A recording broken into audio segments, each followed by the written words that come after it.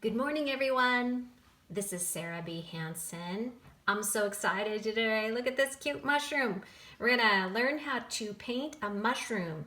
And I believe this mushroom is called an Amanita muscarius or something like that, some scientific name. It's poisonous, but it's beautiful. So fun to paint. I think you're gonna enjoy this lesson. And let's get started, shall we? All right, so the idea here is we're actually going to use a little bit of liquid mask today, and I've got some here, and so we'll be using that. I've got a list of materials in the bottom there in the comments, so you can kind of check that out. But the idea is we're painting a mushroom on dry paper using wet watercolors, and we're going to use a little bit of liquid mask on here and then just move pretty quickly through all this, let it be splashy, fun, and fresh.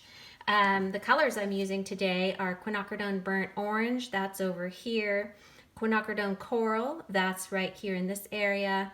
I've got cerulean blue here, Aussie red gold, and a little bit of serpentine genuine for the ground. So it's just a mixture of fun colors and liquid mask and a little Sharpie, and let it be fun and free. So how to begin is to go ahead and draw your mushroom out on a piece of paper, and then what you would like to do is get some liquid mask going. To begin, you want to have some liquid mask ready. The Incredible White Mask Liquid Frisket. It's runny and stinky and it dries pretty quickly, and it gets all over everything, so make sure you protect your clothes. I used to work as an optician, so I have plenty of these contact lens cases, disposable cases, so I just pour the liquid mask in there, and then I use a little plastic tool to do some flicking, but you can use an old paintbrush. Don't use a new one, it will not ever come out of there. So old paintbrush, little plastic tool, whatever. This is a zip tie. But anyway, what I'm going to do here is dip a little bit of liquid mask into the contact lens solution. And to begin with, I'm going to take my fingernail and just flick, I'm kind of protect my shirt here, flick some of this liquid mask in a spattering manner onto your mushroom. And what you're trying to do is get most of it on the top, but no big deal if it doesn't end up there. So, because it'll go all over, but you're just trying to get a few splatters, mostly on the top. And then along this line, there's gonna be a little line under the mushroom that's white. Here, let me show you that first. See this little line right here? What you're doing is you're applying the liquid mask onto that line so that it remains white. Now, while you're painting, and you don't have to worry about keeping that white there. Now, I don't usually use liquid mask, but in this case, it's kind of nice because you don't have to worry a lot about saving that little skinny white there with some wet washes. And it keeps the painting looking fairly fresh. You don't want to overdo mask because it can end up looking kind of stilted pretty quickly. So I'll see if I can get you to see that a little bit better up close. You can see the little line in here and then a lot of that splatter. So now the key is to let this dry completely. You don't want to have liquid mask somewhat moist on your paper. It's going to cause a big mess and probably ruin your brush. So take a minute here and let all this dry. All right. One way to make sure that your liquid mask is dry completely is to touch it, and it'll feel tacky, but if it doesn't come off in your fingers, pretty good indication that it's dry. So once it's dry, you can head into painting.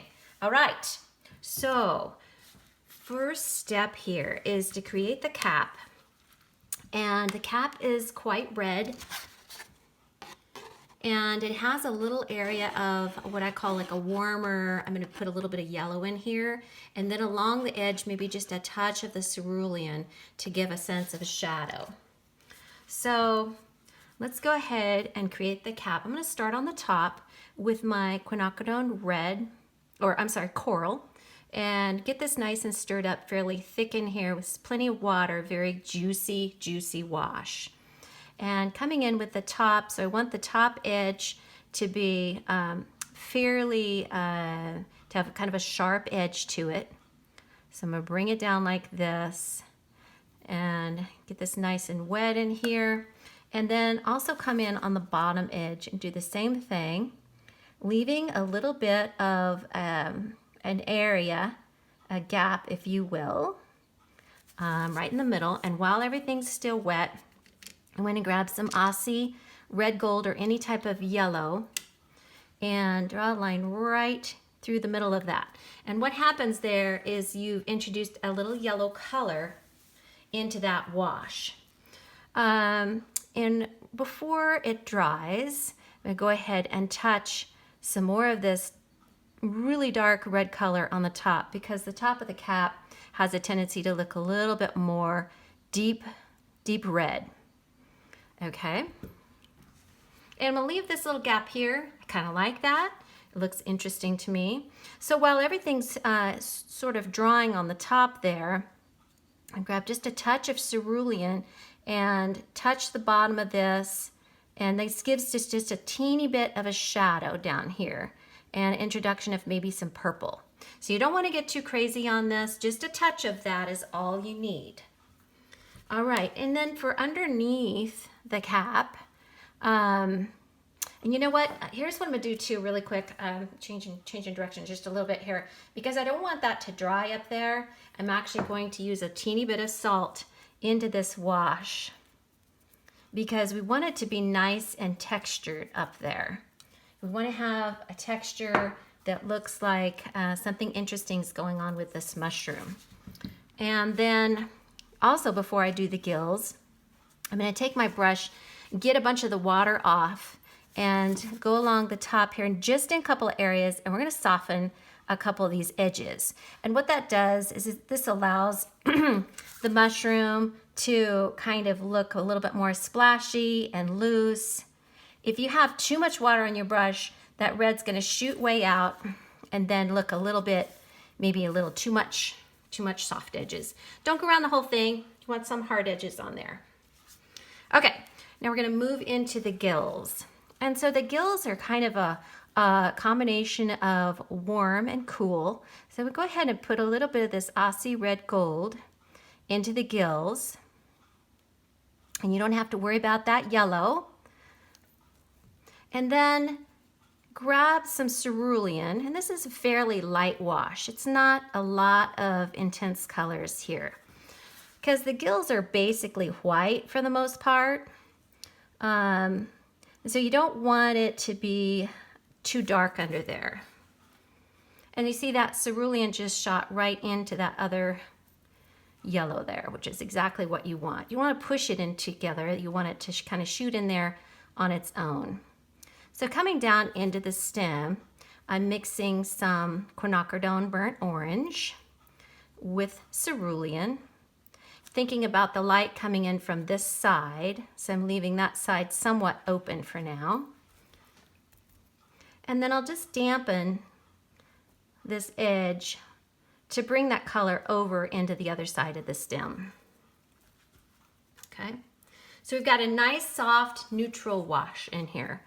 And then for the ground, just really quickly grab a wash of cerulean and quinacridone burnt orange and just kind of suggest some flowers. Here's some, grass. Here's some, what do you call it, soda light? Or, boy, I'm having a hard time today, you guys. Serpentine Genuine, the green. Sarah, go back to bed. Okay, so anyways, we've got some of that going on in here. You don't want to have a lot of open white spaces in that because it'll draw the eye down there. You really want the eye to be up here by the mushroom. So we've got a nice combination down here of a few different colors. And I'm actually going to drop a touch of that red in there just to bring the red down into this bottom area.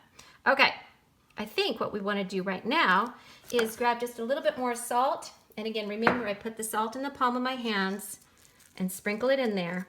So this whole area is wet right now, right? The cap is wet, this is wet, and the ground is wet. And so what we want to do with that is we're going to now sprinkle the salt in, and then we're going to let it dry. in full. So meet me back here in just a couple minutes. All right, so your little mushroom has dried, hopefully, completely. And so you want to take your hand and just rub that salt off of there. Brush it away. Okay, we're not trying to get the liquid mask off quite yet though. Because what I want to do is add just a little bit of a glaze into the bottom of this mushroom to make sure that we've got a nice feeling of how the mushroom comes around the corner and is rounded. So this is quinacridone coral, and I'm just lightly putting it into the bottom of this mushroom, softening the edges so that now we have a feeling of it kind of wrapping around like this.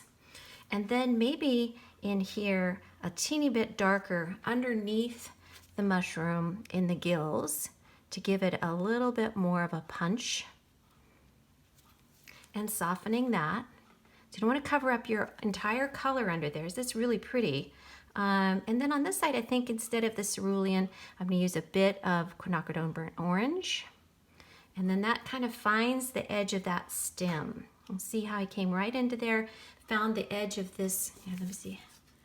See right here, I found the edge of the stalk coming down. All right, that's negative painting there. All right, now I'm soften that edge just a little bit. And then I also will come down into the stem here and find the little feathery, gosh, I don't know what those things are called. My son would know, he's all about mushrooms. But there's like a little feathery ridge right there. And we're just delineating that just a little bit.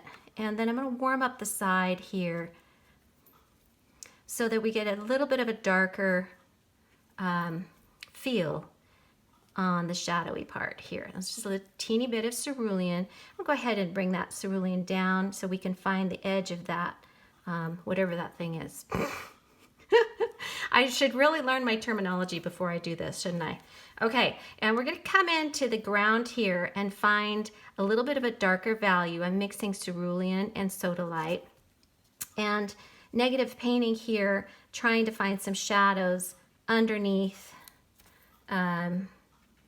underneath the ground where the grasses are, just to give us a little bit more of some value change down here.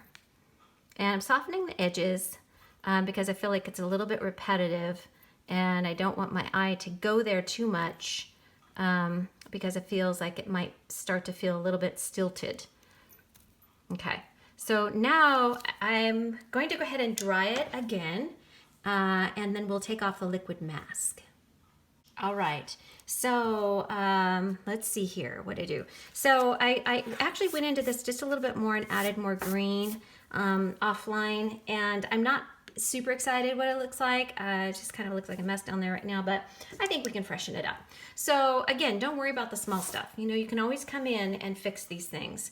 So this is called a liquid mask remover, and it's like a little rubbery thing, and you can use that or just your fingers. And what you would like to do is come in and make sure your painting's completely dry. Oh my gosh, look at that. Isn't that awesome? You can see those little splatters and the liquid mask and how it makes the whole mushroom sort of come alive here and have all those fun little splatters on the top. So I'm removing all of the liquid mask because it's splattered over quite a bit, getting all of that off of there. And then you can always come over with your hand and feel for it, make sure they're all gone. All right, everyone. So I went around my mushroom and into here with the Sharpie.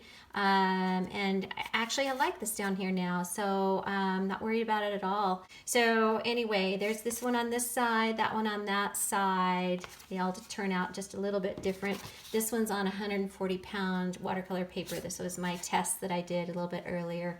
Have fun, enjoy painting, and stay safe and happy, and have joy in your life. Bye-bye, everyone.